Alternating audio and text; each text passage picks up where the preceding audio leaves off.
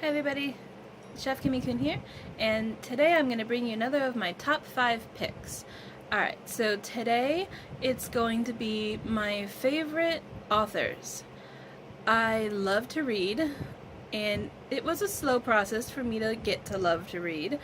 You know, I read a couple of books when I was a child and I liked those, but then I didn't branch out any, and when I was in high school, if it wasn't, well, basically junior high and high school, if it wasn't manga, I wasn't reading it, except for my actual number 1 pick, but I'll get to that. Alright, so my number 5 pick is an author I just finished reading the first book of this series, and I actually like the way that she wrote it, and I'm very pleased with it, and that is Hunger Games author Suzanne Collins. Yeah, I liked it. Suzanne did a really good job. I liked that it was in first person. You know, you don't see a lot of book series that do first person anymore. It's always third person, which is fine, but first person, it really made me feel like I was the one that was in the story, and that made me very happy. So I was very pleased with that, and I look forward to reading the other 2 books in this series, and possibly, because I do this when I like an author, I always go and try to find their other works so that I can collect those too. Because if you can't tell from all of my collection ones, I love to collect things. Alright, so yeah, Suzanne Collins is my number 5 pick. But my number 4 pick, again, is an author I only just started to read, and hopefully you guys won't think that I'm awful because I waited so long, but this number 4 pick is J.K. Rowling. I know. But when her books started coming out, I was not in a reading phase. I was not. And my brother tried, you know, I talked about this in the book to movie series one that I did, but my brother tried to push me in on it, and I didn't like it, and, you know, blah, blah, blah, blah, blah. And I fought against it. I completely fought against it. And then finally, like, so many of my friends now, they love it, so I'm like, fine, I'll try. It's the best I can do. And I'm quite pleased with the result. I have read The Sorcerer's Stone, because I'm in America, and it's the Sorcerer's Stone here, not the Philosopher's Stone. And I really liked how it flowed. I liked, because I saw the movies first, which, yeah, I'm doing that backwards, I know. But I've seen all the movies, so now I'm reading all the books, slowly but surely, and I like being able to point out, oh, they left that out, oh, they've done that, that's cool. I've been doing that a lot. Alright, but my 3rd entry of this series is a book that my best friend in the entire world suggested I try reading, and that author is amazing with how she writes. I was so pleased with it, and her name is Anne Bishop. Now, this is a series called, loosely called the Black Jewels series, and it's amazing. It's told by mostly one character, a male's point of view, and then every so often you get either his father's point of view or his brother's point of view. So I really like that. It mixes it up, and it's a really good series. It's dark, but it's good. I suggest it. If you don't mind the darker things in life, I really suggest it. So that's why Anne Bishop is my number 3. Like, my friend had always talked about it, always talked about her books, talked about how much she loved this author, and I was like, oh yeah, that sounds cool. And then she's finally like, just try it.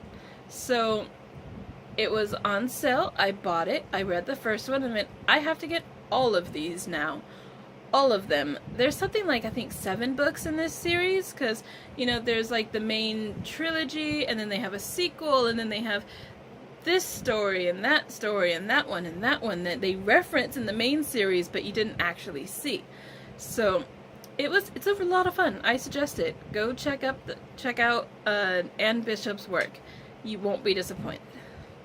Alright, so my number 2 pick on this list is, it was hard to pick between number 1 and number 2, but I really do enjoy this author.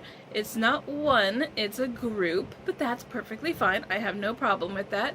They actually are so good at writing similarly that I thought for the longest time that this was one woman bringing everything out, but it is the writer's name of Erin Hunter.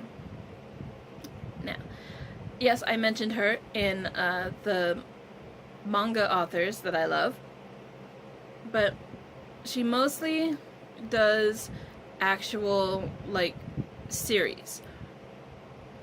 There are 3 different series. Well, I guess sagas. There are 3 different sagas. There's the Warriors Saga, the Survivors Saga, and the Hunters Saga. Warriors is my favorite. That's the one that I'm referencing her for. I haven't read the other 2 because I didn't care that much about the subject matter, because they write about animals. And the Hunters one is all about cats. I believe Survivors is bears and Hunters is dogs. I don't know. I really just loved the cats one. I read the first one going, oh, this is cool. I've read other books that have cats as the main hero. I could try this, and then I fell in love. And so I collected the first series, and the second series, and the third series. I have half of the 4th series. I have half of the prequel first series. The second prequel series is out now. I have all of the super editions, minus 1. I have all of the manga. I have all of the ebooks. I'm obsessed with it. But, and you might be thinking, how is this number 2 if you have all of that stuff? Well, because my number 1, which I'm moving on to now, my number 1 pick is the woman who started my reading career. Literally. I read one of her books when I was younger, like maybe 15, so I was in 8th grade. And I was like, this is really good, but it's naughty. I shouldn't be reading this romance novel. But I was like, I can though, right? I'm okay, right? It's good? It's all good? We could try it? Okay. So, I did, and I read it, and I loved it. But then, manga took over, and I forgot all about this author. And then I went in high school, probably 10th grade, so 17. I was old. Anyway, I went in the library because I'm like, I'll actually use the library and I will check out a book. Why not? And I found one called Shadows and Lace. And I took it home and I read it and I went, I never want to give this up. I don't ever want to give this up. And so I found it in the store and I bought it. And then I found others and I bought them. And I went, oh my god, I really love this way this woman writes. She writes historical romances, and they are so much fun. So much fun. But her name, which I know I haven't said yet, her name is Teresa Medeiros. I hope I'm pronouncing her last name right, but it's Medeiros.